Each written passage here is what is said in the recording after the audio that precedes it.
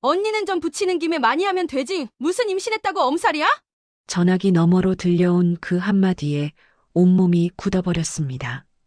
엄살이라고 했어요. 임신한 사람한테 하루 종일 서서 전을 부치고 밤새 다시 전을 부치고 새벽에 미역국까지 끓이면서도 참았던 저에게 엄살이라고. 도겸이 표정이 굳어지는 게 보였어요. 평소에는 온화한 사람인데 목소리가 떨리기 시작했죠. 지금 뭐라고 했어?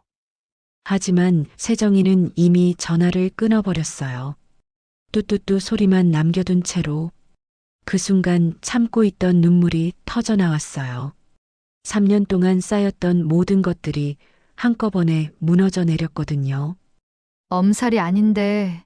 목소리가 떨렸어요.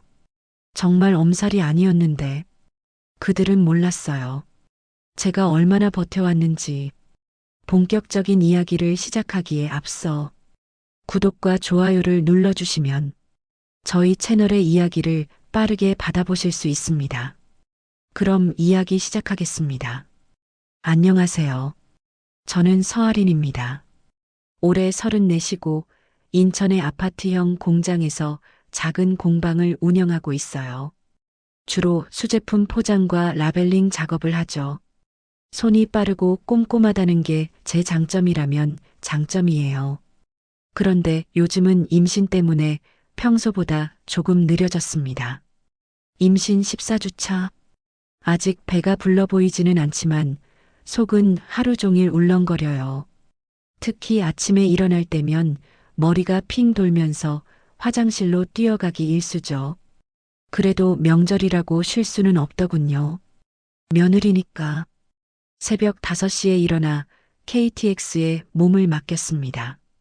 창밖으로 스쳐 지나가는 풍경들이 점점 낯익은 모습으로 바뀌어 가요. 남편 도겸이는 물류센터 야간 근무 때문에 어젯밤에도 집에 들어오지 못했어요. 그래서 혼자 시댁으로 향하는 길이죠. 기차 안에서 손바닥만 한 거울을 들여다보니 얼굴이 많이 부었네요. 임신 초기라 그런지 평소보다 더 퉁퉁해 보입니다. 시어머니가 또 뭐라고 할까 싶어 파운데이션을 한 겹 더 발랐어요. 그런데도 별로 나아지지 않더군요.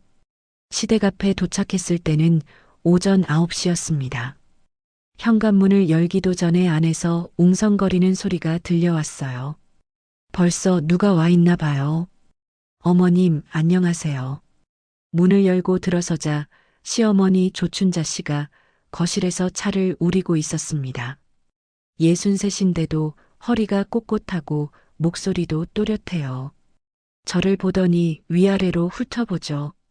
또 빈손으로 왔네. 첫 마디가 그거였어요. 결혼한 지 벌써 3년이 지났는데도 어머님은 제가 올 때마다 같은 말을 해요.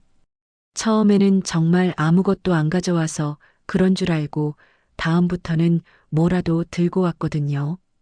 과일도 사고 고기도 사고 한약재도 샀어요. 그런데도 늘 똑같은 반응이더군요. 몸만 들어왔으면서 뭘 기대하나. 그렇게 중얼거리면서도 제가 가져간 선물들은 다 받았어요. 당연하다는 듯이. 그런데 제가 뭘 가져가든 빈손이라고 하니까 이제는 체념했습니다. 세정이는 언제 와요?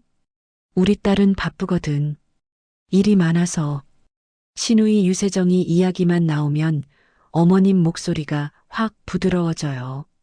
세정이는 결혼한 지 2년 됐는데 자기 시댁 일은 별로 안 좋아한다고 들었어요. 그래서 명절 때마다 이쪽으로 오죠. 우리 시댁에서는 편하게 지낼 수 있으니까요. 부엌으로 들어가니 이미 재료들이 산더미처럼 쌓여 있었어요. 무, 당근, 고사리, 도라지까지. 손질할 것들이 한가득이네요. 앞치마를 두르고 칼을 잡았습니다. 이럴 때는 그냥 일에 집중하는 게 마음이 편해요. 물을 썰기 시작했는데 어머님이 부엌으로 들어왔어요. 찻잔을 들고 제가 하는 일을 지켜보죠. 그러다가 갑자기 말하는 거예요. 얼굴이 그러니 우리 아들 바람나면 어쩌려고. 칼을 쥔 손이 멈춰버렸습니다. 물을 썰다 말고 그대로 굳어버린 거죠. 어머님은 아무렇지 않은 표정으로 차를 한 모금 드시더니 거실로 돌아갔어요. 얼굴이 그러니까 우리 아들 바람나면 어쩌려고 가슴이 덜컥 내려앉았어요. 임신해서 붓고 울렁거리는 제 모습을 보고 하는 말인 거죠. 웃어넘기려고 했는데 입꼬리가 잘 올라가지 않더군요. 그래도 참았습니다. 그래도 오늘만 참자. 이게 제 주문이 되었어요. 다시 물을 썰기 시작했어요. 뚝뚝뚝. 칼날이 도마를 두드리는 소리만 부엌에 울려 퍼졌습니다. 눈물이 핑 돌았지만 참았어요. 임신하면 감정이 예민해진다고 하는데 정말 그런 것 같더군요. 도겸이한테 전화라도 해볼까 했는데 지금쯤이면 야간 근무 끝나고 집에서 잠들어 있을 시간이에요. 깨우기도 미안하고 그냥 혼자 견뎌야죠. 물을 다 썰고 나니 당근 차례였습니다. 그런데 자꾸 어머님 목소리가 귓가에 맴돌아요.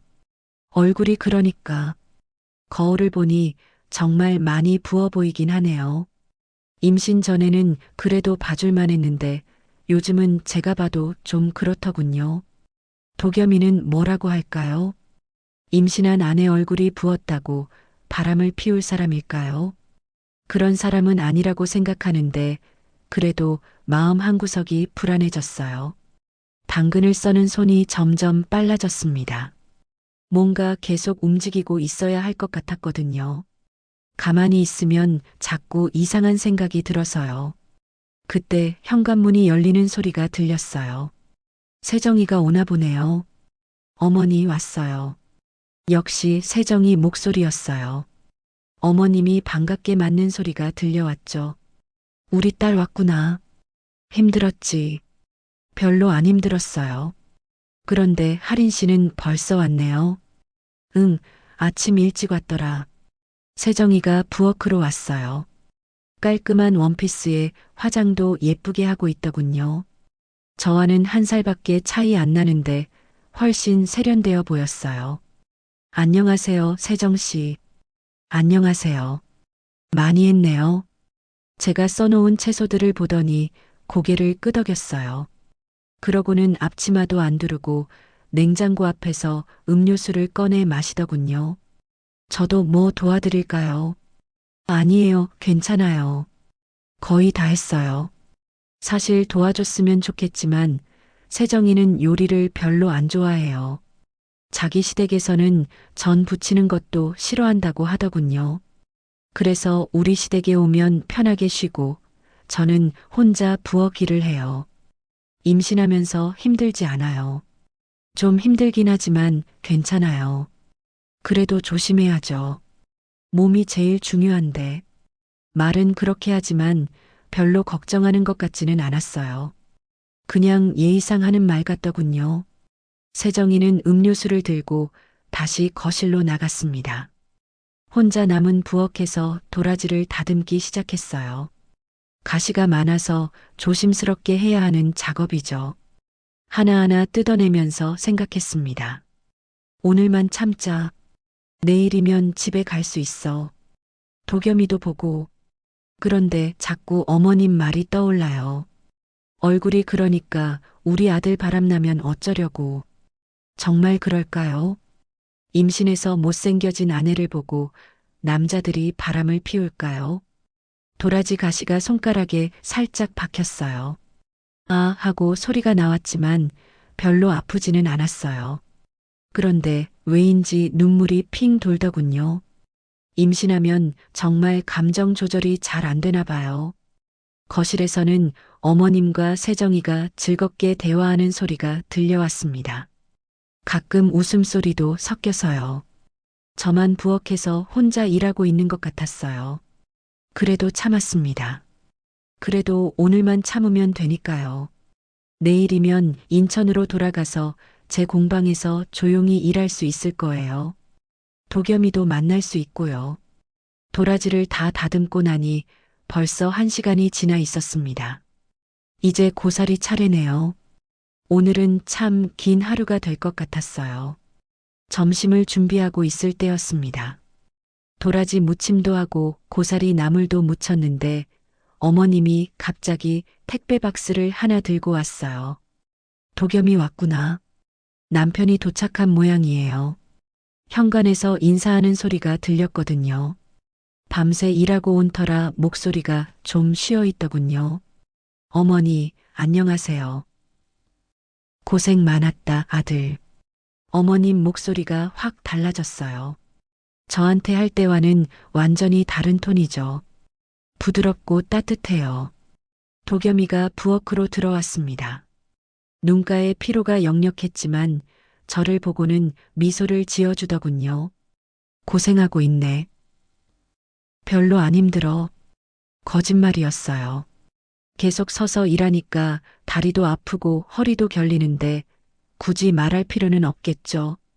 그때 어머님이 택배 박스를 뜯더니 안에서 작은 병들을 꺼냈어요. 한약재로 우린 보약 같은 거였죠. 도겸아, 이거 마셔. 뭐예요, 이게? 보약이야. 우리 아들은 일하느라 고생이 많잖아. 병을 하나 꺼내서 도겸이에게 건넸어요. 갈색 액체가 들어있는 작은 유리병이었죠. 도겸이는 별 생각 없이 받아들더군요. 감사합니다. 당연한 거지. 아들이 몸 건사해야지. 그 모습을 보면서 저도 모르게 물을 찾고 있었어요. 아침부터 계속 일하느라 목이 말랐거든요. 냉장고 쪽으로 발걸음을 옮겼죠. 어머님이 저를 보더니 눈을 가늘게 떴어요. 뭔가 못마땅하다는 표정이었죠. 임신했다고 유난 떨지 마라. 직접적으로 뭐라고 한 건 아니었지만 눈빛이 그렇게 말하고 있었어요. 물 마시는 것도 유난인가 싶어서 그냥 참았습니다. 도겸이는 보약을 벌컥 마셨어요. 쓴맛인지 얼굴을 찡그리더니 물을 찾더군요. 어머님은 바로 냉장고에서 생수를 꺼내서 건네줬죠. 맛없지. 그래도 몸에는 좋으니까 참고 마셔. 네, 감사합니다. 저는 그 광경을 조용히 지켜봤어요. 어머님이 보약병들을 다시 박스에 정리하는데 모두 도겸이 몫인 것 같았거든요. 제 몫은 따로 없더군요. 임신 중이라 영양 보충이 필요할 텐데도 말이에요. 그런데 뭐라고 할 수는 없었죠. 제가 직접 달라고 말하기도 그렇고요. 도겸이는 아무것도 모르는 것 같았어요. 보약을 마시고는 피곤하다며 잠깐 쉬겠다고 하더군요. 밤새 일한 터라 당연히 피곤하겠죠. 방에서 좀 누워 있을게. 그래, 푹 쉬어. 어머님은 다정하게 대답해 줬어요. 도겸이가 방으로 들어가고 나니 거실이 조용해졌죠. 저는 다시 부엌으로 돌아와서 일을 계속했어요. 그런데 자꾸 아까 그 장면이 떠올랐거든요. 보약을 건네주는 어머님 모습이요. 우리 아들은 일하느라 고생이 많잖아. 그렇게 말하면서 도겸이만 챙기는 모습이 계속 머릿속에 맴돌았어요. 저도 임신하면서 몸이 힘든데 보약 한 병 없을까요? 아침부터 서서 일하고 있는데 물 한 잔 마시는 것도 유난인가요? 그런 생각이 들다가도 스스로 자책했습니다. 내가 너무 예민한 건 아닐까? 임신해서 감정이 예민해진 건 아닐까? 어머님 입장에서는 밤새 일한 아들이 더 걱정되실 수도 있겠죠. 그래도 마음 한구석이 서운했어요.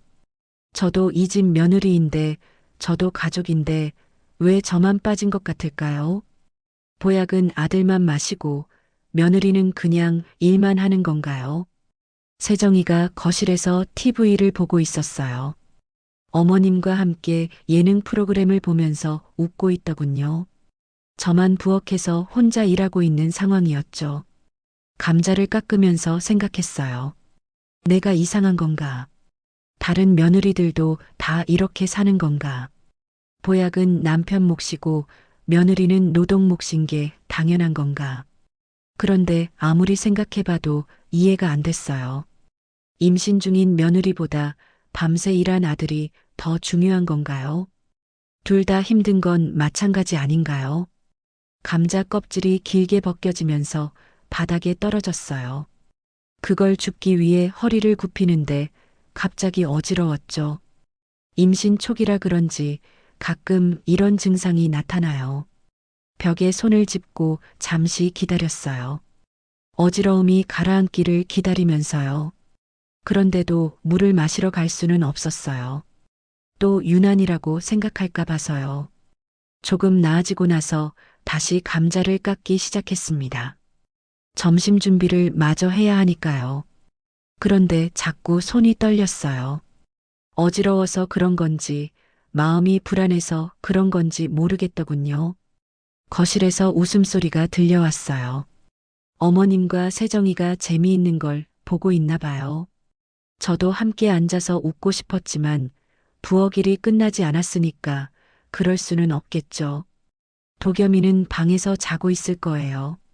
보약도 마시고 푹 쉬고 있겠죠. 저만 혼자 여기서 일하고 있는 거예요. 감자를 다 깎고 나니 이제 전을 부쳐야 했어요.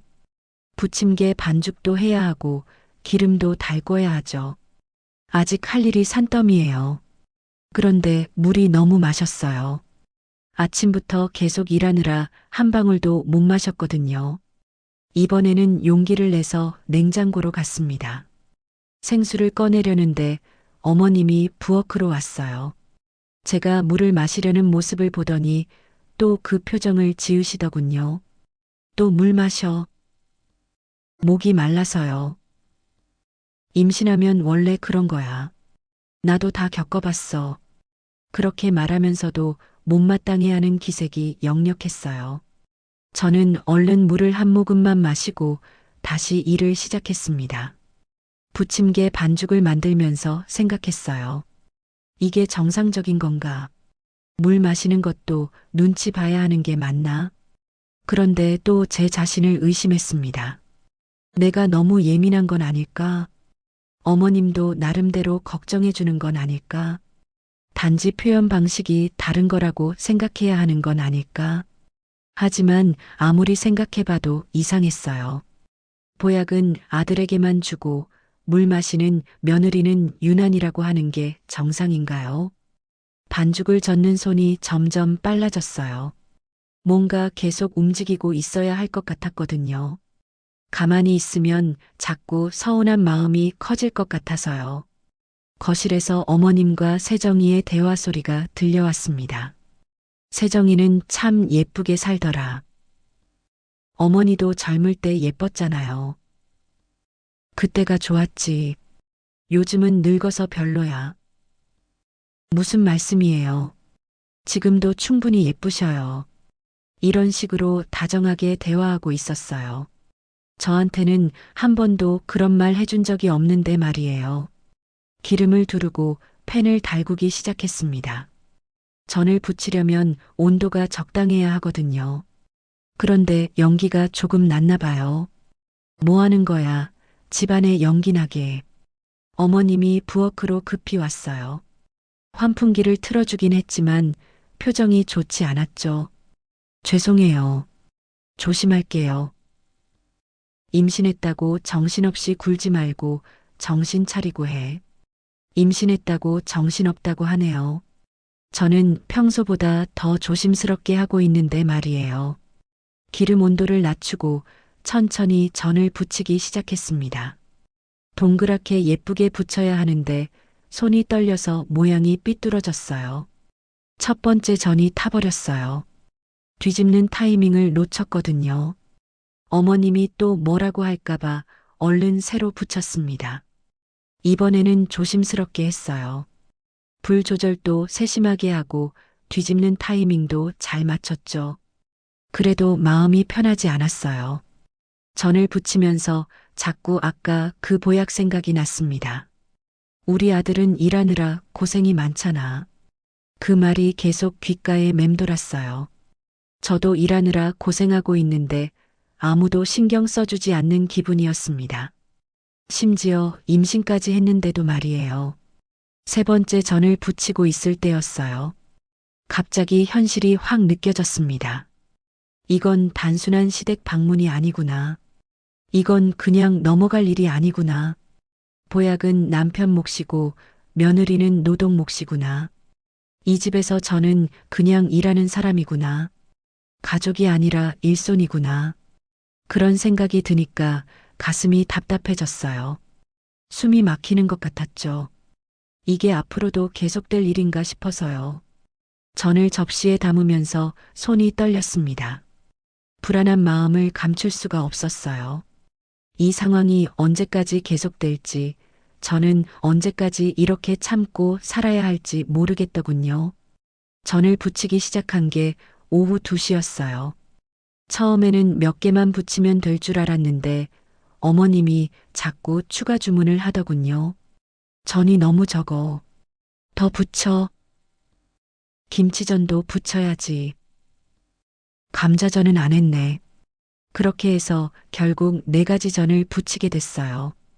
애호박전, 김치전, 감자전, 그리고 동태전까지. 각각 한 접시씩은 부쳐야 하니까 상당한 양이었죠. 기름 냄새가 부엌 전체에 퍼졌어요. 평소에는 괜찮았는데 임신하고 나서는 냄새에 너무 민감해졌거든요. 속이 울렁거리기 시작했지만 참았습니다.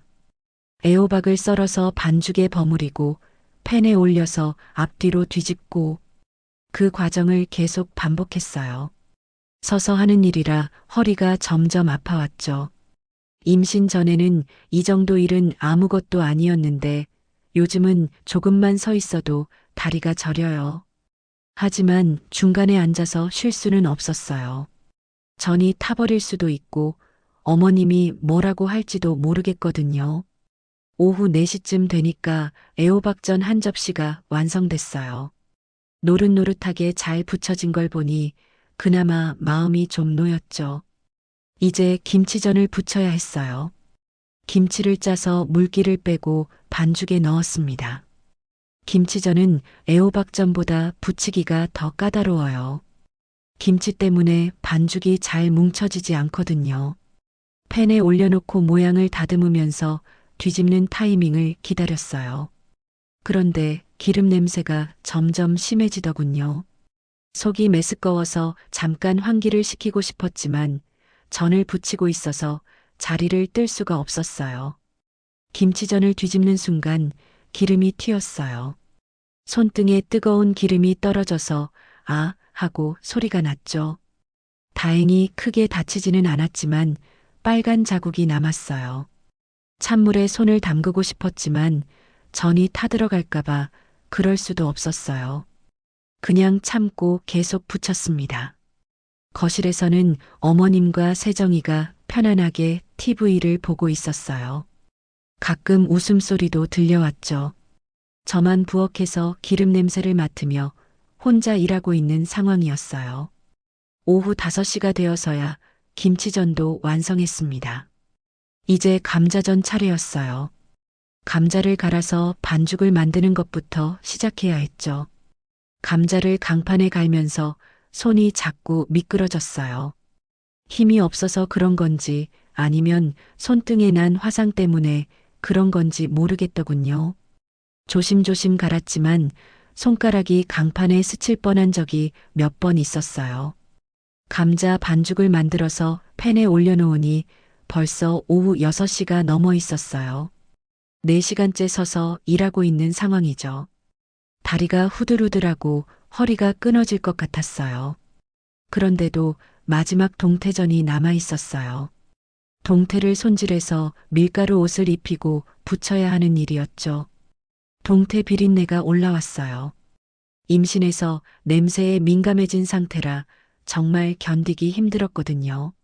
속이 울렁거려서 토할 것 같았지만 화장실에 갈 시간도 없었어요. 그때 세정이가 부엌으로 들어왔어요.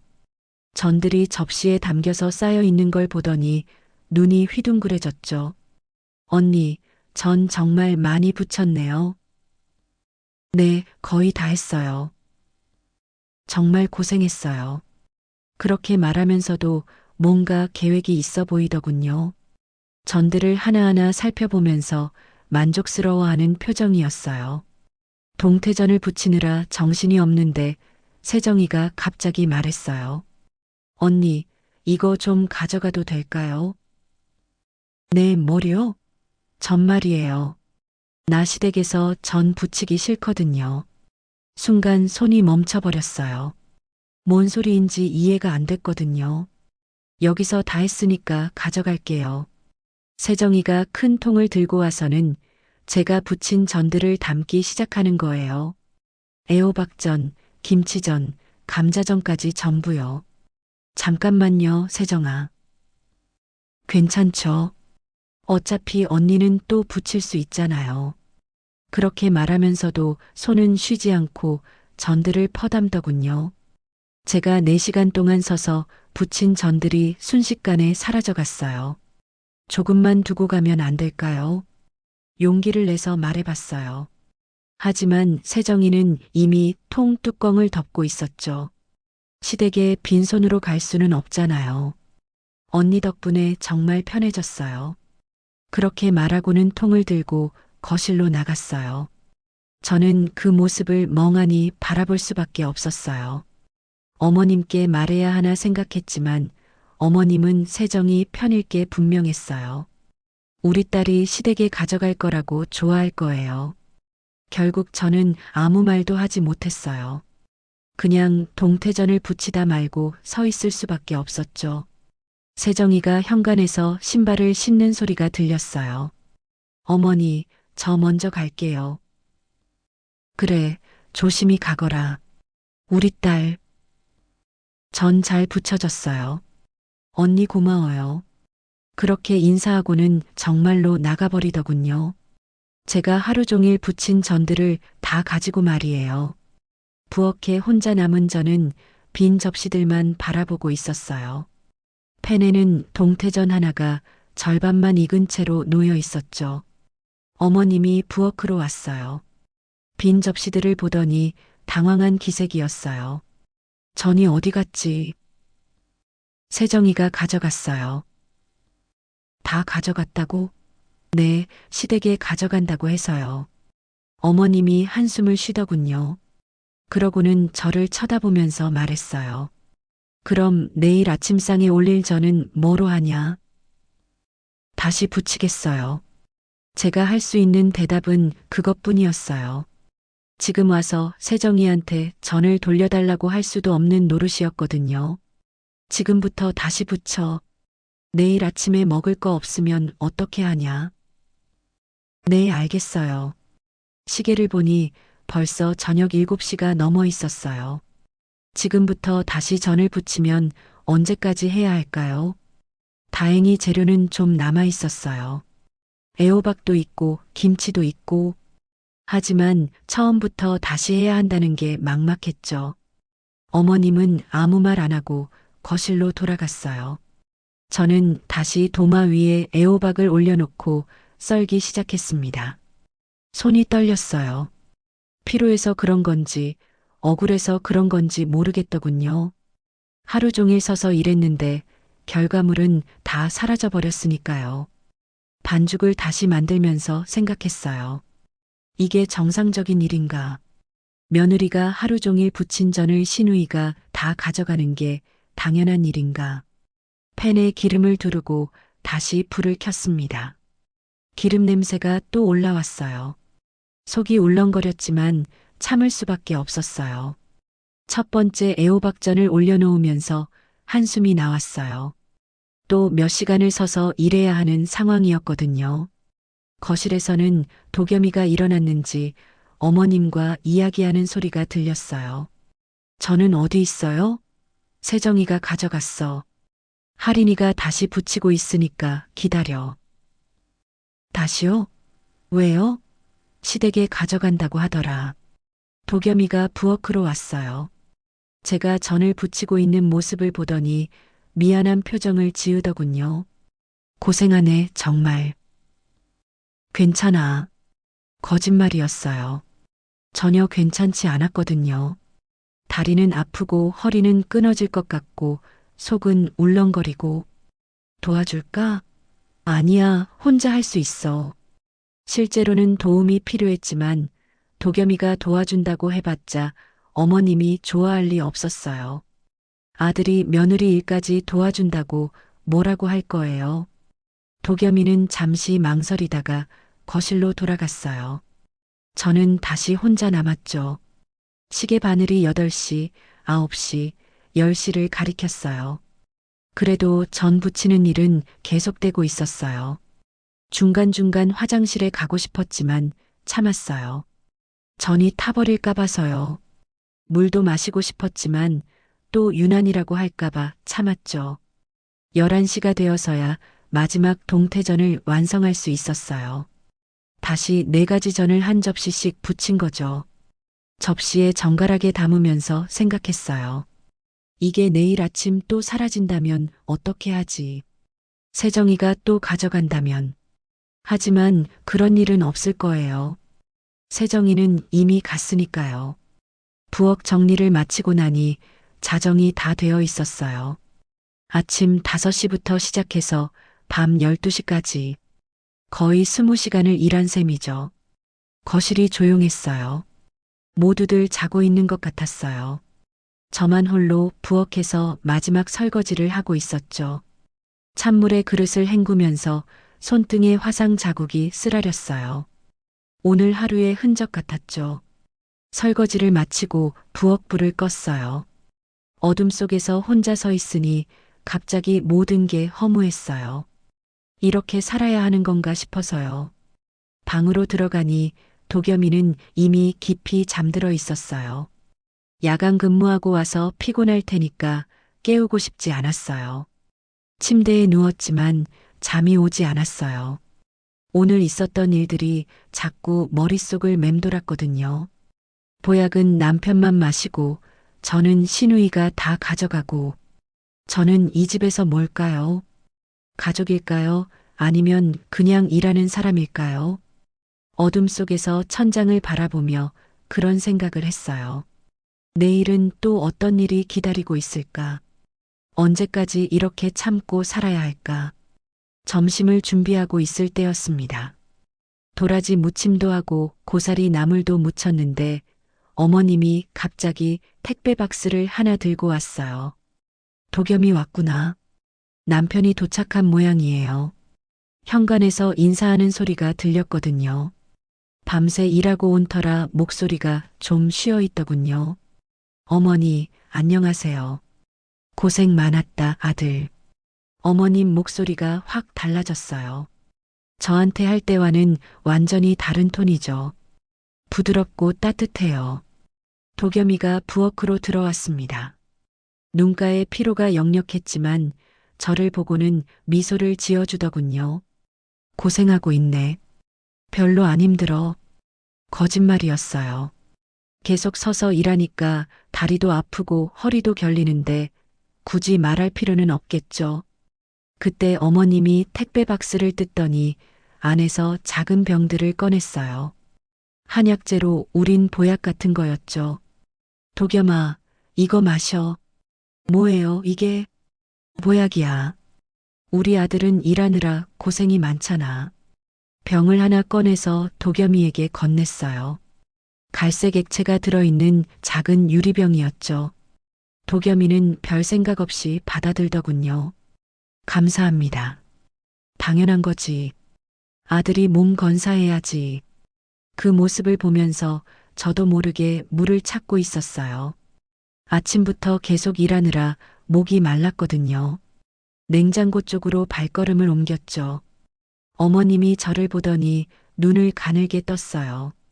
뭔가 못마땅하다는 표정이었죠. 임신했다고 유난 떨지 마라. 직접적으로 뭐라고 한 건 아니었지만 눈빛이 그렇게 말하고 있었어요. 물 마시는 것도 유난인가 싶어서 그냥 참았습니다. 도겸이는 보약을 벌컥 마셨어요.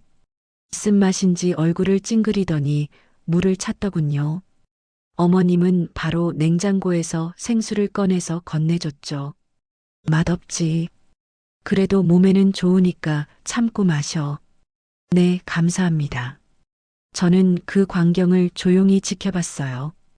어머님이 보약병들을 다시 박스에 정리하는데 모두 도겸이 몫인 것 같았거든요. 제 몫은 따로 없더군요. 임신 중이라 영양 보충이 필요할 텐데도 말이에요. 그런데 뭐라고 할 수는 없었죠. 제가 직접 달라고 말하기도 그렇고요. 도겸이는 아무것도 모르는 것 같았어요. 보약을 마시고는 피곤하다며 잠깐 쉬겠다고 하더군요. 밤새 일한 터라 당연히 피곤하겠죠. 방에서 좀 누워 있을게. 그래, 푹 쉬어. 어머님은 다정하게 대답해 줬어요. 도겸이가 방으로 들어가고 나니 거실이 조용해졌죠. 저는 다시 부엌으로 돌아와서 일을 계속했어요. 그런데 자꾸 아까 그 장면이 떠올랐거든요. 보약을 건네주는 어머님 모습이요. 우리 아들은 일하느라 고생이 많잖아. 그렇게 말하면서 도겸이만 챙기는 모습이 계속 머릿속에 맴돌았어요. 저도 임신하면서 몸이 힘든데 보약 한 병 없을까요? 아침부터 서서 일하고 있는데 물 한 잔 마시는 것도 유난인가요? 그런 생각이 들다가도 스스로 자책했습니다. 내가 너무 예민한 건 아닐까? 임신해서 감정이 예민해진 건 아닐까? 어머님 입장에서는 밤새 일한 아들이 더 걱정되실 수도 있겠죠. 그래도 마음 한구석이 서운했어요. 저도 이 집 며느리인데, 저도 가족인데 왜 저만 빠진 것 같을까요? 보약은 아들만 마시고 며느리는 그냥 일만 하는 건가요? 세정이가 거실에서 TV를 보고 있었어요. 어머님과 함께 예능 프로그램을 보면서 웃고 있더군요. 저만 부엌에서 혼자 일하고 있는 상황이었죠. 감자를 깎으면서 생각했어요. 내가 이상한 건가? 다른 며느리들도 다 이렇게 사는 건가? 보약은 남편 몫이고 며느리는 노동 몫인 게 당연한 건가? 그런데 아무리 생각해봐도 이해가 안 됐어요. 임신 중인 며느리보다 밤새 일한 아들이 더 중요한 건가요? 둘 다 힘든 건 마찬가지 아닌가요? 감자 껍질이 길게 벗겨지면서 바닥에 떨어졌어요. 그걸 줍기 위해 허리를 굽히는데 갑자기 어지러웠죠. 임신 초기라 그런지 가끔 이런 증상이 나타나요. 벽에 손을 짚고 잠시 기다렸어요. 어지러움이 가라앉기를 기다리면서요. 그런데도 물을 마시러 갈 수는 없었어요.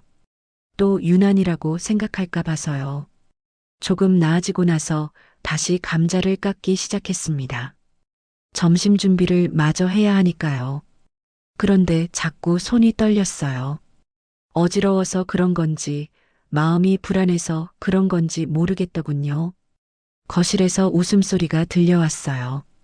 어머님과 세정이가 재미있는 걸 보고 있나 봐요. 저도 함께 앉아서 웃고 싶었지만 부엌 일이 끝나지 않았으니까 그럴 수는 없겠죠. 도겸이는 방에서 자고 있을 거예요. 보약도 마시고 푹 쉬고 있겠죠. 저만 혼자 여기서 일하고 있는 거예요. 감자를 다 깎고 나니 이제 전을 부쳐야 했어요. 부침개 반죽도 해야 하고 기름도 달궈야 하죠. 아직 할 일이 산더미예요. 그런데 물이 너무 마셨어요.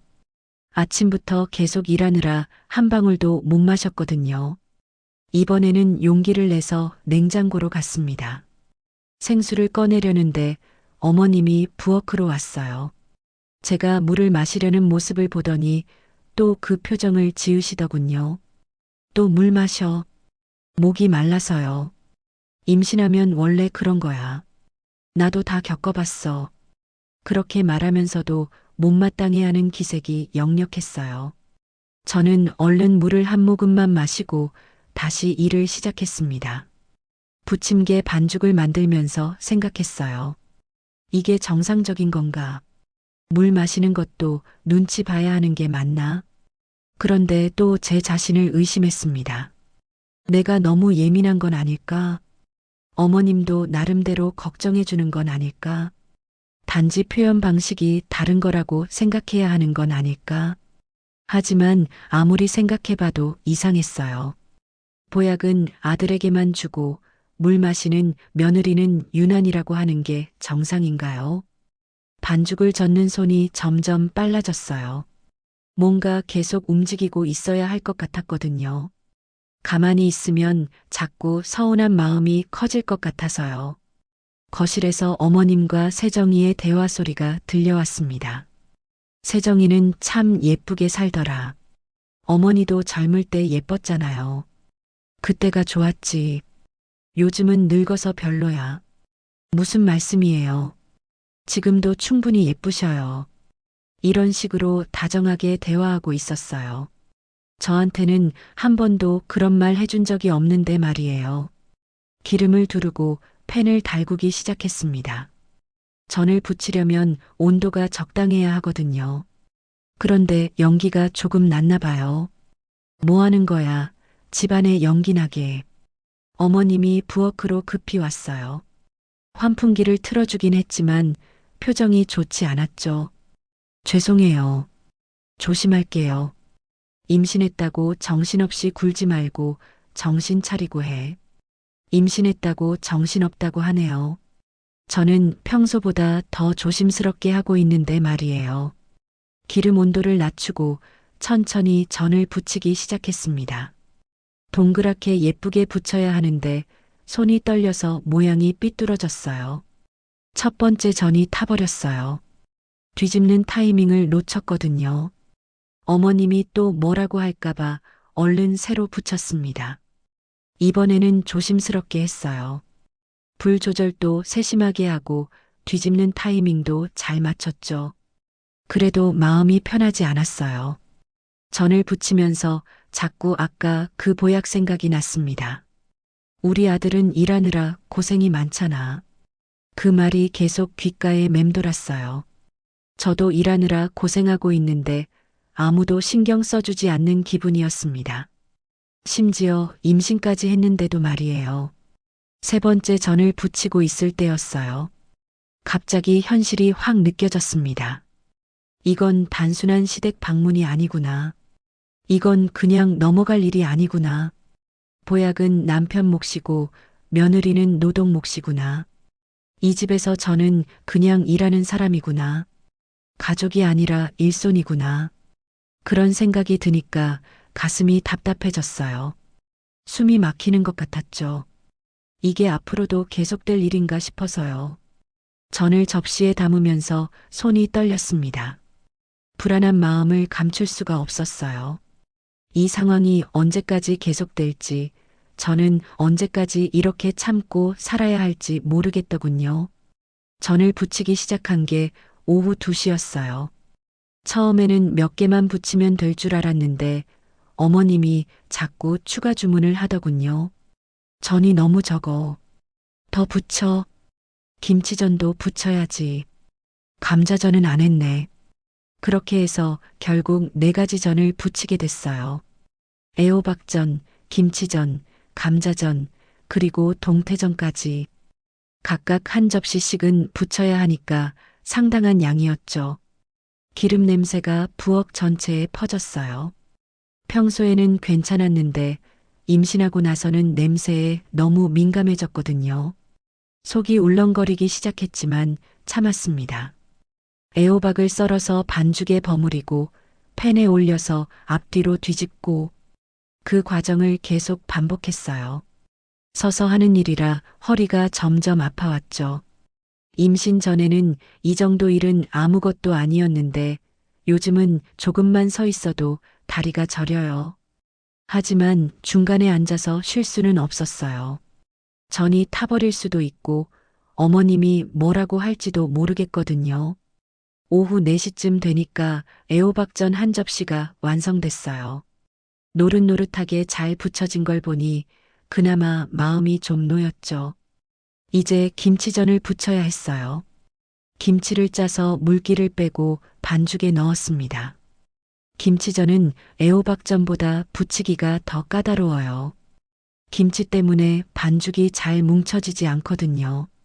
팬에 올려놓고 모양을 다듬으면서 뒤집는 타이밍을 기다렸어요. 그런데 기름 냄새가 점점 심해지더군요. 속이 메스꺼워서 잠깐 환기를 시키고 싶었지만 전을 부치고 있어서 자리를 뜰 수가 없었어요. 김치전을 뒤집는 순간 기름이 튀었어요. 손등에 뜨거운 기름이 떨어져서 아 하고 소리가 났죠. 다행히 크게 다치지는 않았지만 빨간 자국이 남았어요. 찬물에 손을 담그고 싶었지만 전이 타들어갈까봐 그럴 수도 없었어요. 그냥 참고 계속 부쳤습니다. 거실에서는 어머님과 세정이가 편안하게 TV를 보고 있었어요. 가끔 웃음소리도 들려왔죠. 저만 부엌에서 기름 냄새를 맡으며 혼자 일하고 있는 상황이었어요. 오후 5시가 되어서야 김치전도 완성했습니다. 이제 감자전 차례였어요. 감자를 갈아서 반죽을 만드는 것부터 시작해야 했죠. 감자를 강판에 갈면서 손이 자꾸 미끄러졌어요. 힘이 없어서 그런 건지 아니면 손등에 난 화상 때문에 그런 건지 모르겠더군요. 조심조심 갈았지만 손가락이 강판에 스칠 뻔한 적이 몇 번 있었어요. 감자 반죽을 만들어서 팬에 올려놓으니 벌써 오후 6시가 넘어 있었어요. 4시간째 서서 일하고 있는 상황이죠. 다리가 후들후들하고 허리가 끊어질 것 같았어요. 그런데도 마지막 동태전이 남아 있었어요. 동태를 손질해서 밀가루 옷을 입히고 붙여야 하는 일이었죠. 동태 비린내가 올라왔어요. 임신해서 냄새에 민감해진 상태라 정말 견디기 힘들었거든요. 속이 울렁거려서 토할 것 같았지만 화장실에 갈 시간도 없었어요. 그때 세정이가 부엌으로 들어왔어요. 전들이 접시에 담겨서 쌓여 있는 걸 보더니 눈이 휘둥그레졌죠. 언니, 전 정말 많이 부쳤네요. 네, 거의 다 했어요. 정말 고생했어요. 그렇게 말하면서도 뭔가 계획이 있어 보이더군요. 전들을 하나하나 살펴보면서 만족스러워하는 표정이었어요. 동태전을 부치느라 정신이 없는데 세정이가 갑자기 말했어요. 언니, 이거 좀 가져가도 될까요? 네, 뭐요? 전 말이에요. 나 시댁에서 전 부치기 싫거든요. 순간 손이 멈춰버렸어요. 뭔 소리인지 이해가 안 됐거든요. 여기서 다 했으니까 가져갈게요. 세정이가 큰 통을 들고 와서는 제가 부친 전들을 담기 시작하는 거예요. 애호박전, 김치전, 감자전까지 전부요. 잠깐만요, 세정아. 괜찮죠? 어차피 언니는 또 부칠 수 있잖아요. 그렇게 말하면서도 손은 쉬지 않고 전들을 퍼담더군요. 제가 4시간 동안 서서 부친 전들이 순식간에 사라져 갔어요. 조금만 두고 가면 안 될까요? 용기를 내서 말해봤어요. 하지만 세정이는 이미 통 뚜껑을 덮고 있었죠. 시댁에 빈손으로 갈 수는 없잖아요. 언니 덕분에 정말 편해졌어요. 그렇게 말하고는 통을 들고 거실로 나갔어요. 저는 그 모습을 멍하니 바라볼 수밖에 없었어요. 어머님께 말해야 하나 생각했지만 어머님은 세정이 편일 게 분명했어요. 우리 딸이 시댁에 가져갈 거라고 좋아할 거예요. 결국 저는 아무 말도 하지 못했어요. 그냥 동태전을 부치다 말고 서 있을 수밖에 없었죠. 세정이가 현관에서 신발을 신는 소리가 들렸어요. 어머니, 저 먼저 갈게요. 그래, 조심히 가거라. 우리 딸, 전 잘 부쳐졌어요. 언니 고마워요. 그렇게 인사하고는 정말로 나가버리더군요. 제가 하루 종일 부친 전들을 다 가지고 말이에요. 부엌에 혼자 남은 저는 빈 접시들만 바라보고 있었어요. 팬에는 동태전 하나가 절반만 익은 채로 놓여 있었죠. 어머님이 부엌으로 왔어요. 빈 접시들을 보더니 당황한 기색이었어요. 전이 어디 갔지? 세정이가 가져갔어요. 다 가져갔다고? 네, 시댁에 가져간다고 해서요. 어머님이 한숨을 쉬더군요.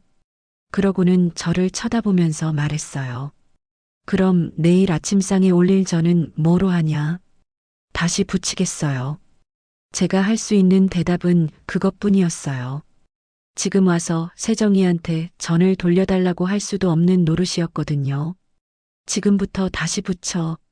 내일 아침에 먹을 거 없으면 어떻게 하냐? 네, 알겠어요. 시계를 보니 벌써 저녁 7시가 넘어 있었어요.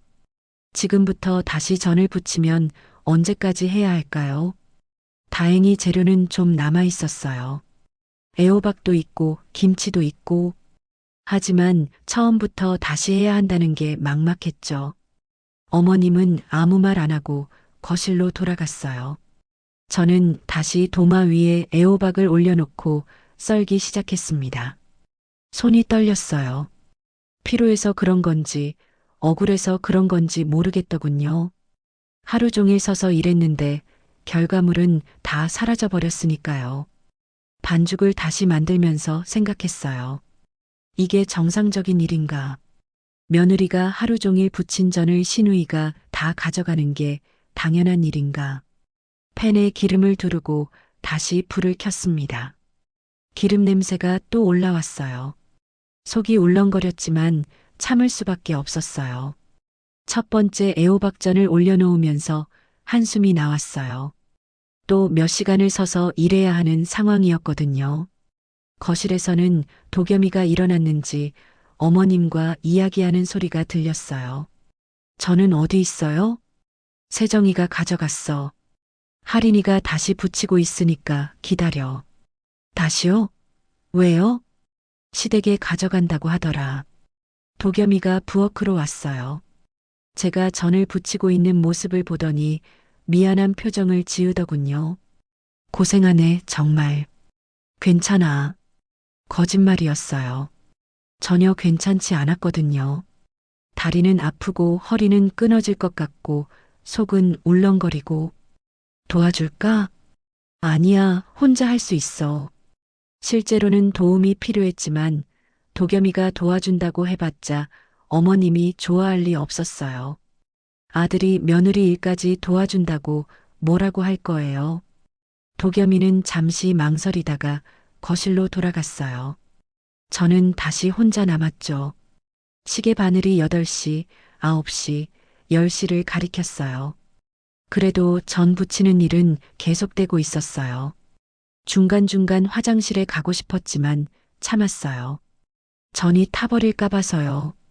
물도 마시고 싶었지만 또 유난이라고 할까봐 참았죠. 11시가 되어서야 마지막 동태전을 완성할 수 있었어요. 다시 4가지 전을 한 접시씩 부친 거죠. 접시에 정갈하게 담으면서 생각했어요. 이게 내일 아침 또 사라진다면 어떻게 하지? 세정이가 또 가져간다면. 하지만 그런 일은 없을 거예요. 세정이는 이미 갔으니까요. 부엌 정리를 마치고 나니 자정이 다 되어 있었어요. 아침 5시부터 시작해서 밤 12시까지 거의 20시간을 일한 셈이죠. 거실이 조용했어요. 모두들 자고 있는 것 같았어요. 저만 홀로 부엌에서 마지막 설거지를 하고 있었죠. 찬물에 그릇을 헹구면서 손등에 화상 자국이 쓰라렸어요. 오늘 하루의 흔적 같았죠. 설거지를 마치고 부엌 불을 껐어요. 어둠 속에서 혼자 서 있으니 갑자기 모든 게 허무했어요. 이렇게 살아야 하는 건가 싶어서요. 방으로 들어가니 도겸이는 이미 깊이 잠들어 있었어요. 야간 근무하고 와서 피곤할 테니까 깨우고 싶지 않았어요. 침대에 누웠지만 잠이 오지 않았어요. 오늘 있었던 일들이 자꾸 머릿속을 맴돌았거든요. 보약은 남편만 마시고 저는 시누이가 다 가져가고 저는 이 집에서 뭘까요? 가족일까요? 아니면 그냥 일하는 사람일까요? 어둠 속에서 천장을 바라보며 그런 생각을 했어요. 내일은 또 어떤 일이 기다리고 있을까? 언제까지 이렇게 참고 살아야 할까? 사부 마이너스 엄살일에 임신한 사람한테 새벽 2시가 넘어서도 잠이 오지 않았어요. 옆에서 도겸이는 깊이 잠들어 있는데 저만 뒤척이고 있었죠. 목이 말라서 물을 마시러 나가기로 했습니다.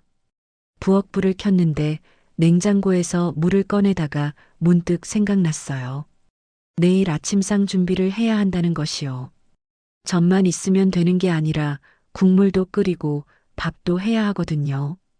어차피 잠도 안 오는데 미리 준비를 해놓는 게 나을 것 같았어요. 그래야 아침에 어머님이 뭐라고 하지 않을 테니까요.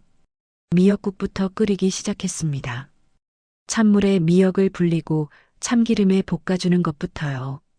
조용히 해야 다른 분들이 안 깨겠죠.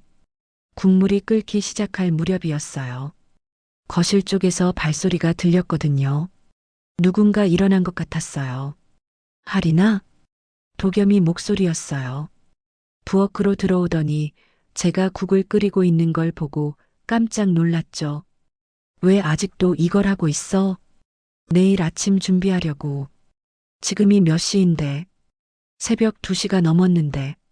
도겸이가 시계를 보더니 당황스러워했어요. 밤새 일하고 있는 줄 몰랐나 봐요. 조금 일찍 준비해 놓으려고 했어. 사실은 잠이 안 와서 나온 건데 굳이 그렇게 말할 필요는 없겠죠. 도겸이도 충분히 피곤할 텐데 걱정 끼치고 싶지 않았어요. 저는 다시 다 붙였고, 응, 다 했어. 그렇게 대답하면서도 마음이 무거웠어요. 하루 종일 부친 전을 신우이가 통째로 가져간 일이 아직도 믿어지지 않았거든요. 도겸이가 접시에 담긴 전들을 보더니 고개를 갸웃했어요. 근데 세정이가 왜 전을 다 가져간 거야? 시댁에 가져간다고 했어. 시댁에? 전 부치기 싫어서 여기서 다 해간 걸 가져간다고. 말하면서도 제 목소리가 떨리는 게 느껴졌어요. 억울한 마음이 올라오더군요. 도겸이 표정이 굳어졌어요. 뭔가 이해가 안 된다는 표정이었죠. 그럼 여기는 어떻게 하라고? 다시 붙이라고 하셨어. 어머님이. 새벽까지?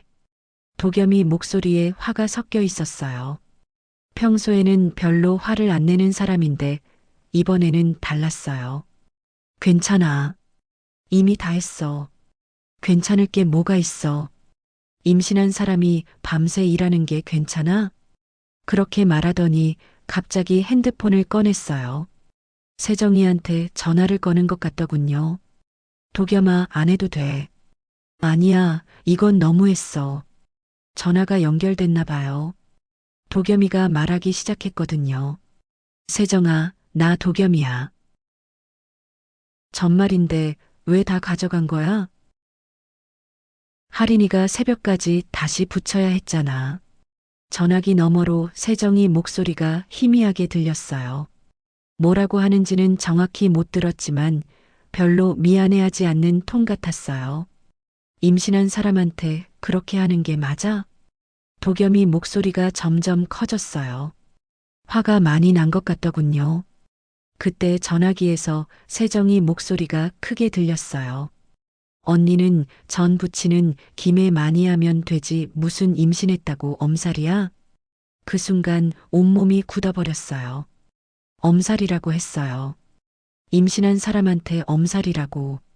도겸이도 깜짝 놀란 것 같았어요. 한동안 말을 못하더니 목소리가 떨리기 시작했죠. 지금 뭐라고 했어? 임신했다고 엄살이라고?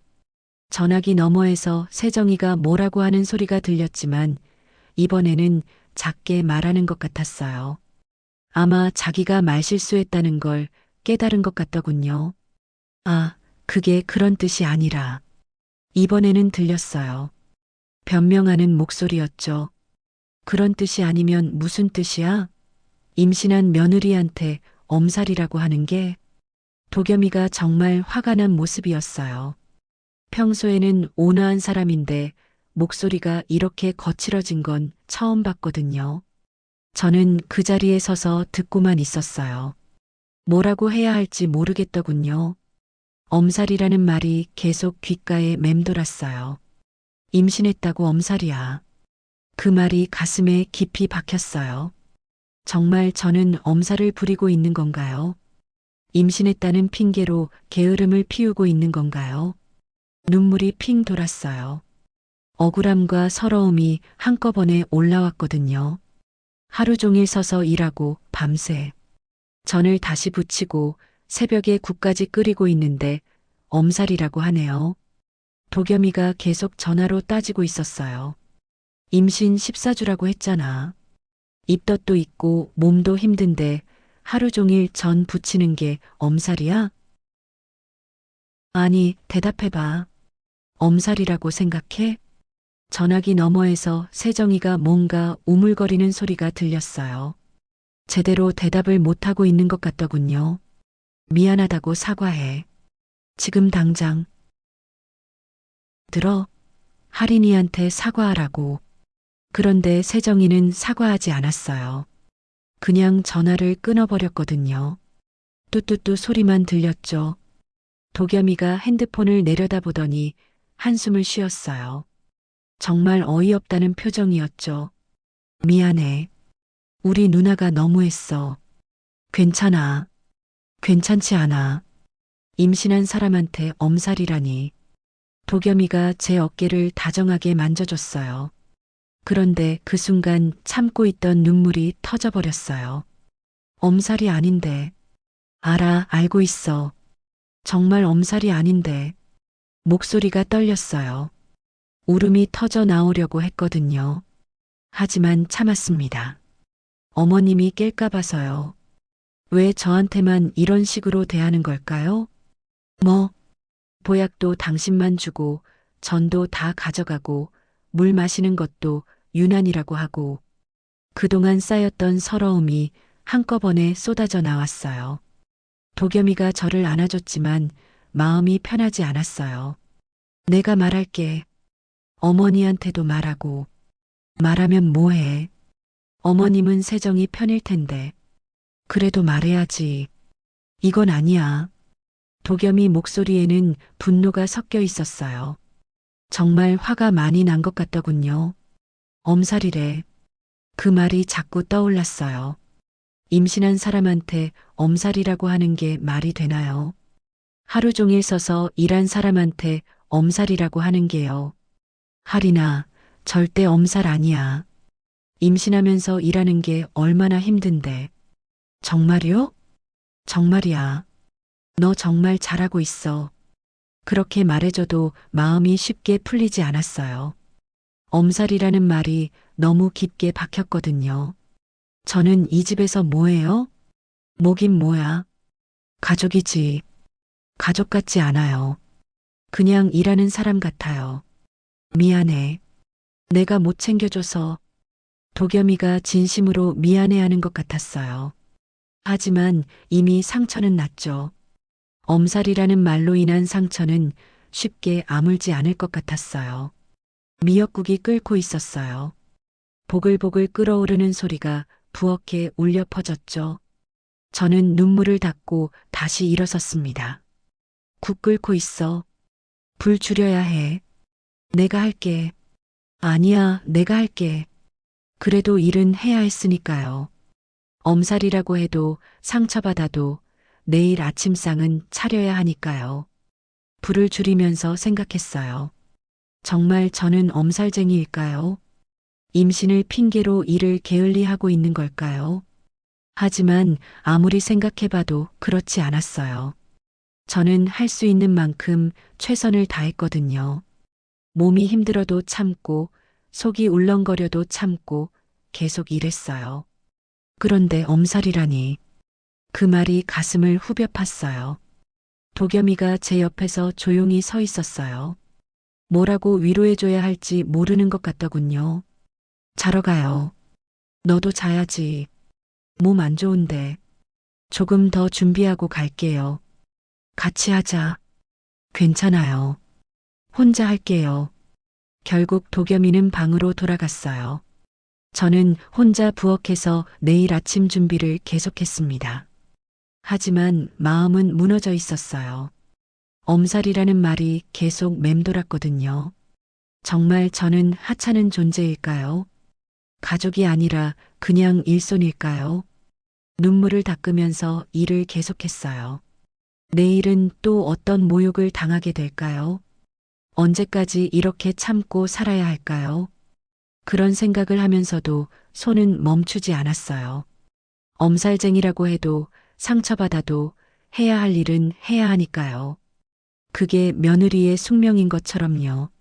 새벽 3시가 넘어서야 모든 준비를 마칠 수 있었어요. 그리고 침대에 누워서도 한참을 뒤척였습니다. 엄살이라는 그 한마디가 자꾸 떠올라서요. 침대에 누워서도 잠이 오지 않았어요. 옆에서 도겸이의 고른 숨소리가 들리는데 저만 뒤척이고 있었죠. 엄살이라는 그 말이 자꾸 귓가에 맴돌았거든요. 결혼 초를 떠올렸습니다. 시댁에 처음 인사드리러 갔던 날이요. 그때도 빈손으로 왔다는 소리를 들었어요. 몸만 들어와서 해준 게 뭐냐? 첫 만남에서 들은 말이었죠. 과일도 사갔고 한가도 사갔는데도 그런 말을 들었어요. 그때는 제가 뭘 잘못했나 싶어서 다음부터는 더 많이 준비했거든요. 고기도 사고 생선도 사고 한약재까지 샀어요. 그래도 늘 같은 소리였죠. 빈손으로 왔다고. 몸만 들어왔다고. 두 번째 만남에서는 더 심한 말을 들었어요. 못생겨서 우리 아들 바람나겠다. 그 말을 들었을 때 얼굴이 화끈거렸어요. 29이었는데 그런 말을 들으니까 정말 작아지더군요. 도겸이는 그때도 아무 말 안 했어요. 그냥 어색하게 웃기만 했죠. 저는 혼자 참았습니다. 며느리는 참는 게 미덕이야. 어머님이 자주 하시는 말이었어요. 뭔가 불만이 있어 보이면 늘 그렇게 말씀하시더군요. 그래서 참았어요. 내가 더 잘하면 인정받겠지 하는 마음으로요. 청소도 더 열심히 하고 요리도 더 정성스럽게 했어요. 결혼 첫 해에는 정말 열심히 했어요. 시댁에 갈 때마다 이것저것 준비해서 갔죠. 어머님이 좋아할 만한 것들로요. 그런데 달라지는 건 없었어요. 여전히 빈손으로 왔다고 하고, 여전히 못생겼다고 하고, 여전히 참으라고 하더군요. 둘째 해에는 좀 지쳤어요. 아무리 해도 인정받지 못하겠다는 생각이 들었거든요. 그래도 포기하지 않았어요. 임신하면 달라지겠지. 그런 기대를 했어요. 손자를 가져다 주면 어머님도 저를 다르게 보실 거라고 생각했거든요. 임신 소식을 알렸을 때 어머님은 기뻐하셨어요. 그때만큼은 저를 따뜻하게 대해주시더군요. 이제 우리 집 며느리다워졌네. 그 말을 들었을 때는 정말 기뻤어요. 드디어 인정받는구나 싶었거든요. 하지만 그것도 잠시였어요. 임신 초기 증상이 나타나기 시작하니까 또 달라지더군요. 임신했다고 유난 떨지 마. 옛날 여자들은 애벤 줄도 모르고 이랬어. 요즘 여자들은 너무 약해. 그런 말들을 계속 들었어요. 입덧 때문에 힘들어하면 엄살이라고 하고 피곤해하면 게으르다고 하더군요. 오늘 세정이가 한 말도 그 연장선이었어요. 엄살이라고. 임신했다고 엄살 부린다고. 3년 동안 쌓인 말들이 한꺼번에 떠올랐어요. 빈손으로 왔다는 말, 못생겼다는 말, 참으라는 말들이요. 저는 정말 이 집에서 사람이었나요? 아니면 그냥 일하는 기계였나요? 도겸이가 잠결에 뒤척였어요. 깨울까봐 조심스럽게 일어나서 화장실로 갔어요. 거울을 보니 얼굴이 정말 많이 부었네요.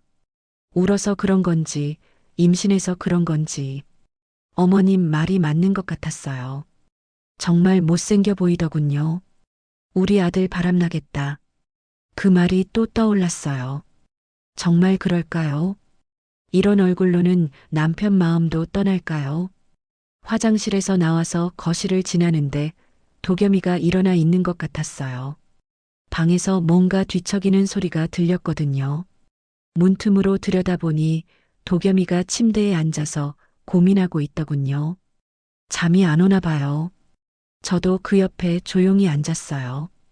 도겸이가 깜짝 놀라면서 저를 봤죠. 잠이 안 와? 응. 나도. 우리는 한동안 말없이 앉아 있었어요. 창밖으로 새벽 공기가 차갑게 들어왔죠. 미안해. 도겸이가 갑자기 말했어요. 뭐가? 그동안 아무 말 안 해서. 도겸이 목소리가 조금 떨리고 있었어요. 어머니가 너한테 심한 말 할 때마다 나는 그냥 참았어. 가정평화라는 핑계로. 처음 듣는 말이었어요. 도겸이가 그런 생각을 하고 있었다니. 괜찮아. 괜찮지 않아. 내가 내 편이 되어줘야 했는데. 그렇게 말하면서 도겸이 눈가가 촉촉해졌어요. 정말 미안해하고 있는 것 같더군요. 오늘 전화할 때 정말 화가 났어. 임신한 사람한테 엄살이라니. 너는 정말 잘하고 있어. 임신하면서도 이렇게 힘든 일을 다 해내는데. 도겸이가 제 손을 잡아줬어요. 따뜻했죠. 엄살이 아니야. 절대. 정말, 정말이야. 너무 잘하고 있어서 오히려 미안할 정도야. 그렇게 말해줘도 마음이 완전히 풀리지는 않았어요. 3년 동안 쌓인 상처가 하루아침에 아물 수는 없으니까요. 이 집에서 나는 뭘까? 가족이지. 당연히 가족이야. 가족 같지 않아. 도겸이가 할 말이 없는 것 같았어요. 사실 그도 느꼈을 거예요.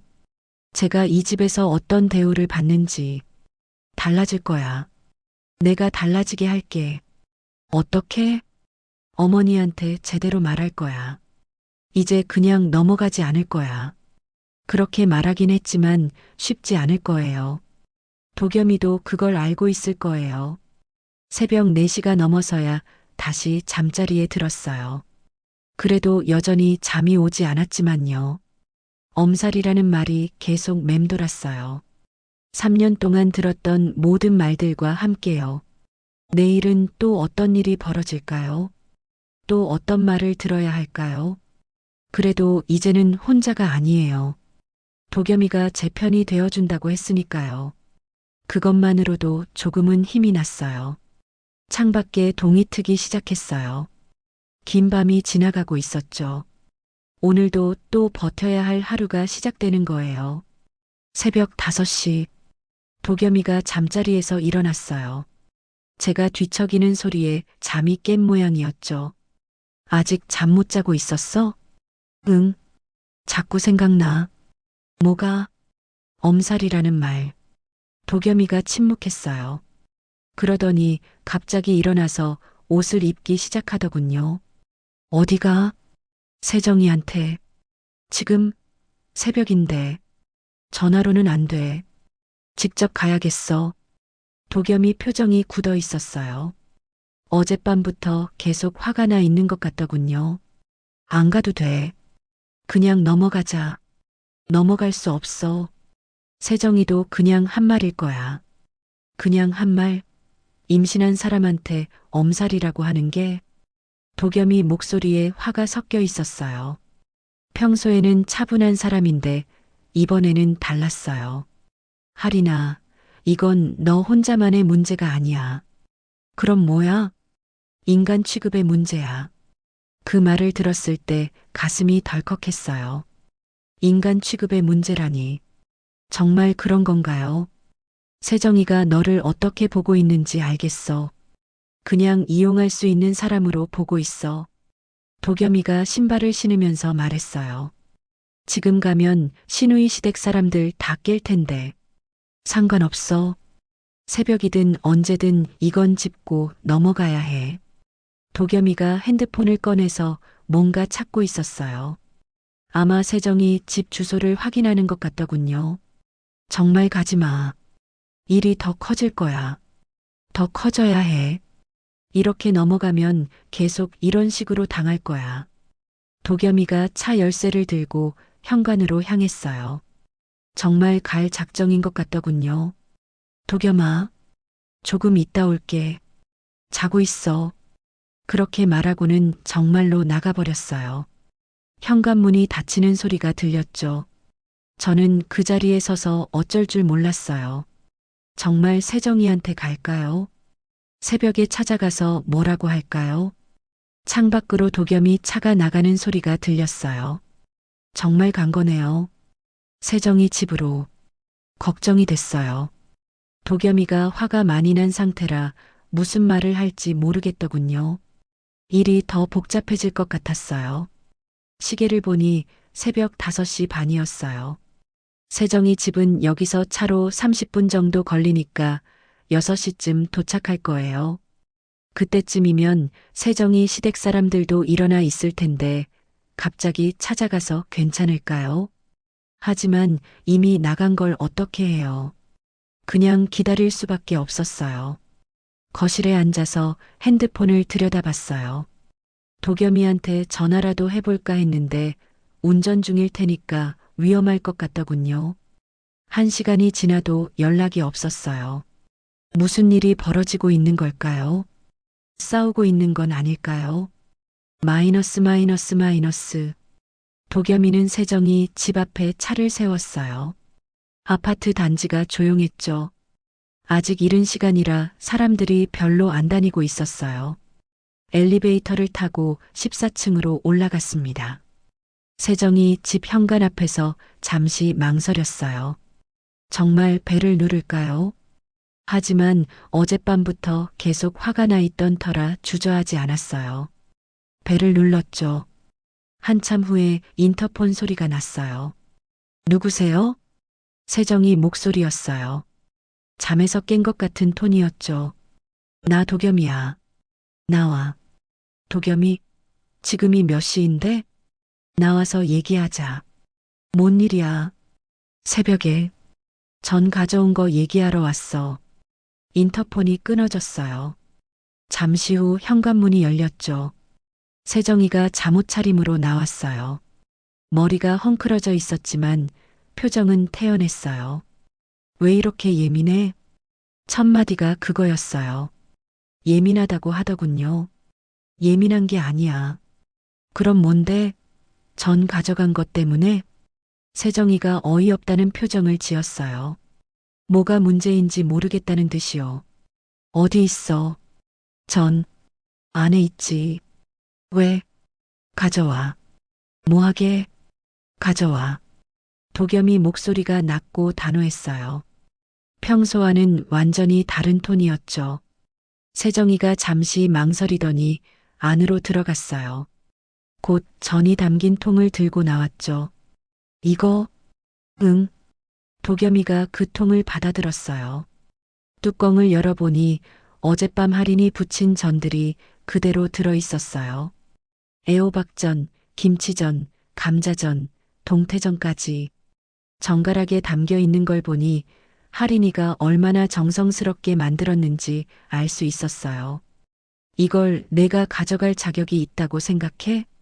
도겸이가 세정이를 똑바로 쳐다보면서 물었어요. 자격? 무슨 자격? 할인이가 하루 종일 서서 붙인 걸 내가 그냥 가져갈 자격 말이야. 언니가 붙인 거니까 가져가면 안 돼? 임신한 사람이 4시간 동안 서서 붙인 걸? 세정이 표정이 조금 바뀌었어요. 뭔가 잘못됐다는 걸 느낀 것 같더군요. 그것도 모자라서 새벽까지 다시 붙이게 만들고. 새벽까지? 응.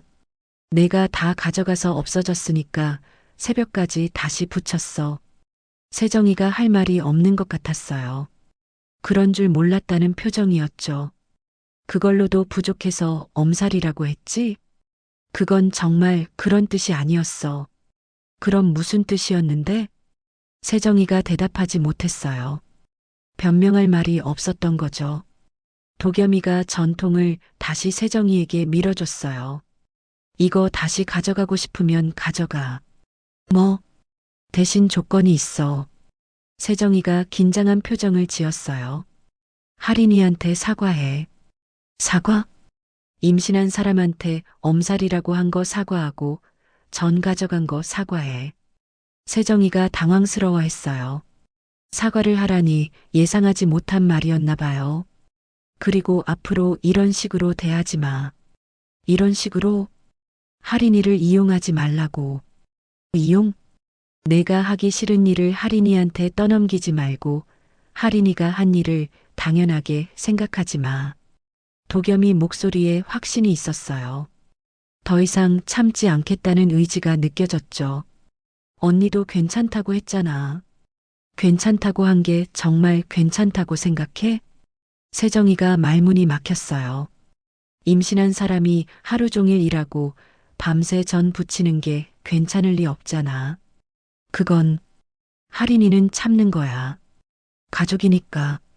그런데 내가 그걸 이용하면 안 되지. 세정이 얼굴이 빨갛게 달아올랐어요. 부끄러워하는 것 같았죠. 사과 안 할 거야? 그럼 이전도 가져가지 마. 내가 붙여. 도겸이가 전통을 다시 들어 올렸어요. 잠깐. 세정이가 말렸어요. 사과할게. 언제? 지금. 할인이한테 직접? 응. 도겸이가 핸드폰을 꺼냈어요. 할인이한테 전화를 걸려는 것 같더군요. 세정이가 그 모습을 보면서 한숨을 쉬었어요. 정말 사과해야 하는 상황이 온 거죠. 전화가 연결됐어요. 할인아, 나야. 세정이가 사과하고 싶다는데 받을래? 응, 여기 있어. 바꿔줄게. 도겸이가 핸드폰을 세정이에게 건넸어요. 세정이가 받아들더니 잠시 망설였어요. 뭐라고 말해야 할지 모르는 것 같더군요. 언니. 미안해. 작은 목소리였지만 진심이 담긴 것 같았어요. 임신한데 엄살이라고 해서 미안하고 전 가져가서도 미안해. 정말 몰랐어. 새벽까지 다시 붙였는 줄. 전화 너머로 할인이 목소리가 작게 들렸어요. 괜찮다고 하는 줄 알았어. 앞으로 조심할게. 정말 미안해. 세정이가 전화를 끊고 도겸이에게 돌려줬어요. 됐어? 전도 돌려줘야지. 그거는 할인이가 붙인 거잖아. 세정이가 전통을 내려다봤어요. 아까워하는 기색이 역력했지만 어쩔 수 없었죠. 가져가. 고마워. 도겸이가 전통을 들고 돌아섰어요. 도겸아. 뭐? 정말 미안해. 언니한테, 나한테 말하지 말고 할인이한테 잘해. 그렇게 말하고는 엘리베이터로 향했어요. 세정이는 현관문 앞에서 한동안 서 있었어요. 뭔가 잘못했다는 걸 깨달은 것 같더군요. 도겸이가 차에 타면서 전통을 조심스럽게 옆자리에 놓았어요. 할인이가 정성스럽게 붙인 전들이었거든요. 집으로 돌아가는 길에 생각했어요. 이제부터는 달라져야겠다고. 더 이상 할인이를 혼자 두면 안 되겠다고. 아내를 지키는 것. 그게 남편의 역할이라는 걸 너무 늦게 깨달았지만 이제라도 제대로 하려고 했어요. 집으로 돌아가는 길에 도겸이는 생각을 정리했어요. 세정이가 사과는 했지만 그것만으로는 부족했거든요. 이 문제는 세정이 개인의 문제가 아니었어요. 가족 전체의 문제였죠. 할인이한테 전화를 걸었어요. 나야. 지금 집으로 가고 있어. 어떻게 됐어? 세정이가 사과했어. 그런데 집으로 바로 가지는 않을 거야. 왜? 어머니한테도 얘기해야 해. 전화 너머로 할인이가 한숨 쉬는 소리가 들렸어요. 걱정되는 거죠. 일이 더 커질 것 같은데. 커져야 해. 이대로 넘어가면 안 돼. 도겸이는 단호했어요. 더 이상 참지 않기로 결심했거든요. 집에 도착했을 때는 오전 8시였어요. 어머니 조춘자가 거실에서 아침차를 우리고 있었죠. 어디 갔다 와? 세정이한테 갔다 왔어요. 새벽에? 전 가져간 것 때문에요. 어머니가 고개를 갸웃했어요. 뭔 소리인지 모르겠다는 표정이었죠. 도겸이가 전통을 들고 부엌으로 갔어요. 그리고 갑자기 그 통을 바닥에 엎어버렸어요. 전들이 우르르 바닥에 쏟아졌어요. 기름과 함께 말이죠. 할인이가 밤새 정성스럽게 붙인 전들이 난장판이 됐어요. 뭐 하는 거야? 어머니가 놀라서 부엌으로 뛰어왔어요. 왜 음식을 버리니? 이거 세정이가 가져간 전이에요. 그게 왜? 할인이가 새벽까지 다시 붙여야 했어요. 이것 때문에. 도겸이 목소리는 낮았지만 선명했어요. 화를 내는 게 아니라 사실을 정리하는 톤이었죠. 세정이가 언제? 어제. 할인이가 하루 종일 부친 전을 통째로 가져갔어요. 우리 딸이 시댁에 가져간다고 했으니까. 그럼 여기는 어떻게 해요? 할인이 혼자 새벽까지 다시 부치라고 해요? 어머니가 할 말이 없어 보였어요. 상황을 제대로 파악하지 못했던 거죠. 임신한 사람한테 엄살이라고 했대요. 뭐? 세정이가 할인이한테 임신했다고 엄살 부린다고. 그때서야 어머니 표정이 굳어졌어요. 일이 생각보다 심각하다는 걸 깨달은 것 같더군요. 그건 세정이가 잘못했네. 그것만 잘못한 게 아니에요. 도겸이가 어머니를 똑바로 바라봤어요. 어머니도 할인이한테 심한 말 많이 했잖아요. 내가 언제 빈손으로 왔다고 못생겨서 바람날까봐 걱정이라고 임신했다고 유난 떤다고. 어머니가 당황했어요. 자신이 한 말들이 그렇게 들릴 줄 몰랐던 거죠. 그건 며느리 교육이야. 교육이 그런 식으로 하는 거예요? 옛날부터 그랬어. 옛날은 옛날이고 지금은 지금이에요. 도겸이 목소리가 점점 단단해졌어요. 이제부터 우리 집은 우리 방식으로 살 거예요. 무슨 소리야? 할인이를 함부로 대하지 마세요. 임신한 사람이에요. 어머니가 어리둥절한 표정을 지었어요. 아들이 이렇게 나올 줄 몰랐던 거죠. 도겸아, 내가 너무 예민하게 받아들이는 거 아니야? 예민한 게 아니에요. 당연한 거예요. 그때 할인이가 부엌으로 들어왔어요. 바닥에 엎어진 전들을 보고 깜짝 놀랐죠. 이게 뭐야? 세정이가 가져간 전. 왜 버렸어? 필요 없어서. 도겸이가 할인이 손을 잡았어요. 짐 싸자. 뭐? 집에 가자. 지금? 응. 어머니가 황급히 말렸어요. 어디 가려고 해? 저희 집에 가려고요. 명절인데? 명절이라고 할인이가 고생할 이유는 없어요. 어머니 얼굴이 빨갛게 달아올랐어요. 화가 난 거죠. 내가 지금 뭐 하는 거야? 제가 해야 할 일하고 있어요. 며느리 편들어서 어머니한테 대들고. 편드는 게 아니에요. 당연한 거예요. 도겸이는 흔들리지 않았어요. 더 이상 물러설 생각이 없었거든요. 할인이는 제 아내예요. 지켜야 할 사람이에요. 어머니가 할 말을 찾지 못하는 것 같았어요. 아들이 이렇게 단호하게 나온 건 처음이었거든요. 가자. 도겸이가 할인이를 데리고 방으로 향했어요. 짐을 싸러 가는 거죠. 옷가지를 가방에 담으면서 할인이가 조용히 말했어요. 정말 괜찮아? 어머님이 화나셨는데. 괜찮아. 이게 맞아. 나 때문에 가족이 틀어지는 것 같아서. 내 때문이 아니야. 원래 잘못된 걸 바로잡는 거야. 도겸이가 가방을 들고 일어났어요. 이제부터는 내가 지킬게. 거실로 나오니 어머니가 소파에 앉아서 굳은 표정으로 있었어요. 화가 많이 난 것 같더군요. 정말 갈 거야? 네. 그럼 언제 다시 와? 모르겠어요. 어머니 얼굴이 창백해졌어요. 정말 가는 건가 하는 표정이었죠. 도겸아, 엄마가 뭘 그렇게 잘못했다고. 잘못한 거 아세요? 뭘? 할인이한테 한 말들. 어머니가 입을 다물었어요. 빈손으로 왔다고, 못생겼다고, 임신했다고, 유난 떤다고 한 말들. 그건 상처받는다고 생각 안 해보셨어요? 어머니가 대답하지 못했어요. 도겸이와 할인이가 현관으로 향하자 어머니가 따라왔어요. 그래도 가지는 마라. 죄송해요. 좀 떨어져서 지내보려고요. 언제까지? 어머님이 할인이한테 사과할 때까지요. 어머니가 깜짝 놀랐어요.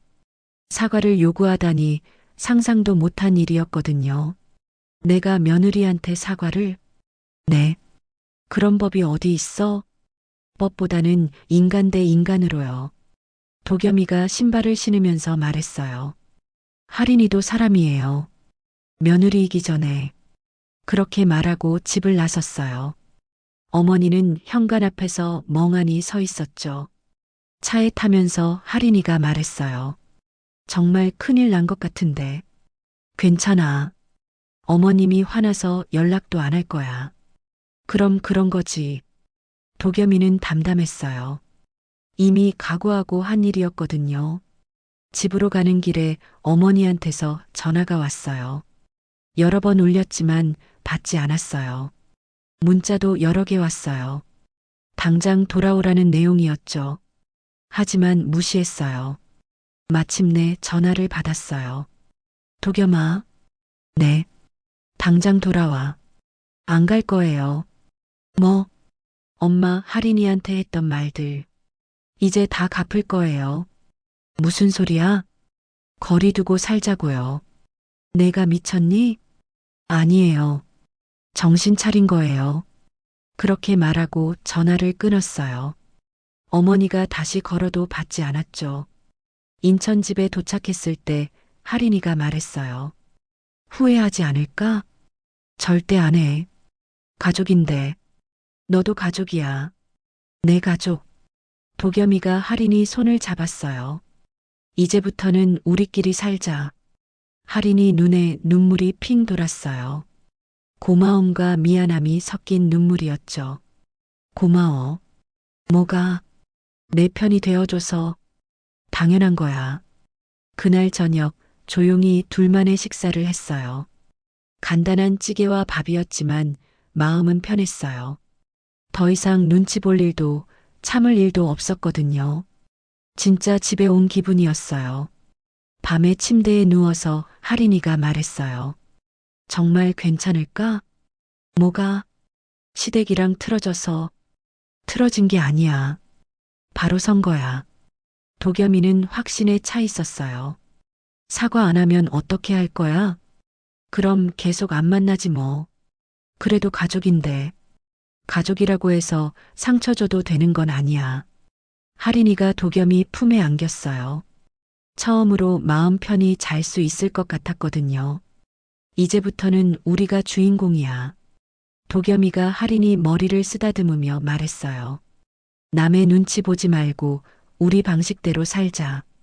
그날 밤 할인이는 정말 오랜만에 깊이 잠들 수 있었어요. 임신하고 나서 처음으로 마음 편한 잠이었죠. 더 이상 엄살쟁이가 아니었어요. 빈손으로 온 며느리도 아니었어요. 그냥 도겸이의 아내였고 뱃속 아이의 엄마였어요.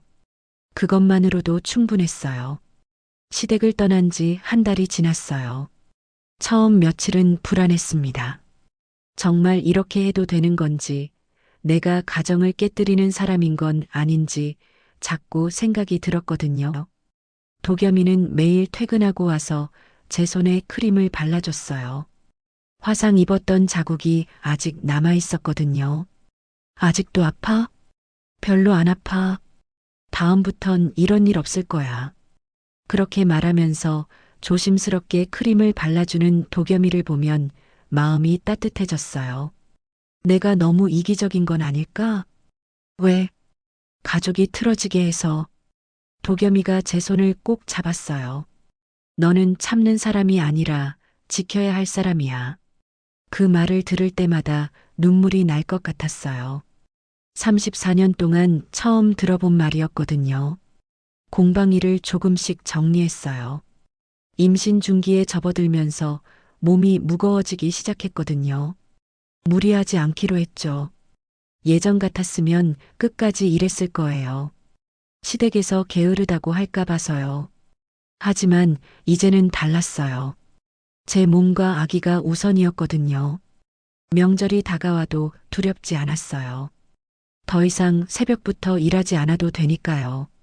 전을 몇 시간씩 붙이지 않아도 되니까요. 도겸이와 둘이서 조용히 보내기로 했어요. 간단하게 떡국 끓이고 차례도 간소하게 지내고요. 어머님이 연락 오시면 어떻게 할래? 사과하시면 만날게. 안 하시면? 그럼 계속 안 만나지. 도겸이는 단호했어요. 더 이상 물러설 생각이 없었거든요. 임신 20주가 되어서 정기검진을 받았어요. 아기가 건강하게 자라고 있다는 소리를 들으니까 정말 기뻤어요. 초음파 사진을 받아들고 있으니까 새삼스러웠어요. 이 작은 생명을 위해 제가 얼마나 많은 걸 참고 살았는지요. 우리 아이는 누군가의 노동을 훔쳐서 웃는 사람이 되지 않게 할 거야. 속으로 다짐했어요. 남의 것을 당연하게 여기지 않는 사람으로 키우겠다고요. 도겸이도 초음파 사진을 보면서 웃었어요. 닮았네. 누구를? 너. 코가 닮았어. 어떻게 알아? 그냥 알겠어. 병원에서 나오는 길에 아기용품점에 들렀어요. 이제부터 하나씩 준비해야 하거든요. 작은 옷가지들을 보니까 실감이 났어요. 정말 엄마가 되는구나. 누군가를 지켜줘야 하는 사람이 되는구나. 이거 예쁘다. 그래. 응. 이거 사자. 연노란 우주복 같은 옷이었어요. 작고 귀여웠죠. 계산을 하면서 점원이 말했어요. 첫 아이세요? 네. 축하드려요. 그 말을 들으니까 정말 축하받을 일이구나 싶었어요. 부담이나 의무가 아니라 축복이구나. 집에 와서 아기 옷을 서랍에 정리하면서 생각했어요. 예전에 저는 이런 여유가 없었을 거예요. 시댁 눈치만 보느라 정작 중요한 건 놓쳤을 거예요. 저녁을 먹으면서 도겸이가 말했어요. 좀 편해 보여. 뭐가? 표정이. 예전보다 밝아졌어. 정말 그런 것 같았어요. 거울을 보면 제 얼굴이 예전보다 편안해 보였거든요. 사랑받는다는 게 이런 거구나. 뭐? 버티는 게 아니라 존중받는 게. 도겸이가 제 손을 잡았어요. 앞으로도 계속 존중해 줄게. 고마워. 그날 밤 잠자리에서 배를 만지면서 아기에게 말해줬어요. 엄마가 많이 배웠어. 사람은 참기만 하면서 살면 안 된다는 거. 존중받을 권리가 있다는 거. 너도 그렇게 키울게. 당당하게. 뱃속에서 아기가 살짝 움직이는 것 같았어요. 대답하는 것 같아서 웃음이 났어요. 창밖으로 달빛이 들어왔어요. 고요하고 평화로운 밤이었죠. 더 이상 새벽에 일어나서 일할 필요도 없고 눈치 볼 필요도 없었어요.